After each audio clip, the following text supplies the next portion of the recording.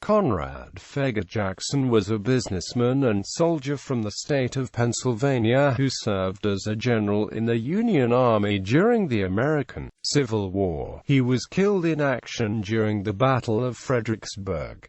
Early life and career. Jackson was born in Alsace Township in Berks County, Pennsylvania, to a family of Quakers. His father, Isaac Jackson, despite his religious beliefs, had joined the United States Army during the War of 1812, and died 6 years later from disease contracted while in the service. After the death of his father, young Jackson moved into the household of an uncle in Chester County and was educated in local Quaker schools. As a young man, he worked in a commission warehouse in Philadelphia, but subsequently resigned to become a conductor on the Philadelphia and Reading Railroad. In 1845, he was appointed by President James K. Polk as a lieutenant in the Revenue Service, and subsequently was sent to Mexico as the bearer of dispatches to General Winfield Scott during the Mexican-American War. After the war, Jackson returned to Pennsylvania, settling in Pittsburgh. He was actively involved in a local militia company. In the later 1850s into the following decade, Jackson was a manager of a petroleum oil company in the Kanawha Valley region of Western Virginia. Civil War. With the secession of Virginia in early 1861, Jackson immediately resigned his position, returned to Pennsylvania and organized what became the 9th Pennsylvania Reserve Regiment in the Pittsburgh region.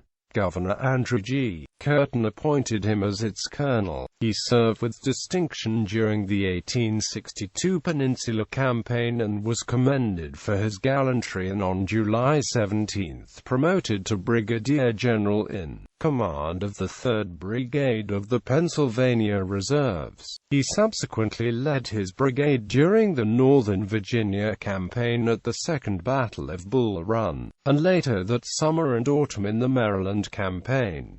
He fought at the battles of South Mountain and Antietam. At Fredericksburg in mid-December, he led his brigade forward toward the right wing of the Confederate forces. His division commander, fellow Pennsylvanian George G. Meade, later wrote, "The 3rd Brigade had not advanced over 100 yards when the battery on the height on its left was remanned, and poured a destructive fire into its ranks. Perceiving this, I dispatched my aide-de-camp, Lieutenant Dihon, with orders for General Jackson to move by the right flank till he could clear the open ground in front of the battery, and then, ascending the height through the woods, sweep round to the left and take the battery." Unfortunately, Lieutenant Dihon fell just as he reached General Jackson, and a short time after, the latter officer was killed. The regiments did, however, partially execute the movement by obliquing to the right, and advanced across the railroad, a portion ascending the heights in the front. The loss of the commander, and the severity of the fire, from both artillery and infantry, to which they were subjected, compelled them to withdraw. General Jackson had ridden forward to give the contemplated order, but before he could relay it, he was struck in the head by a Confederate volley that also killed his aide. In mentioning his death, Meade wrote, "The public service has also to mourn the loss of Brigadier General C. Feger Jackson, an officer of merit and reputation, who owed his position to his gallantry and good conduct in previous actions." Jackson's body was taken from the field 3 days after his death and transported back to Pittsburgh for his funeral. He was buried in the Allegheny Cemetery in Pittsburgh. Fort Jones in Pittsburgh was referred to as Fort Jackson in his honor, although the fort was never formally renamed.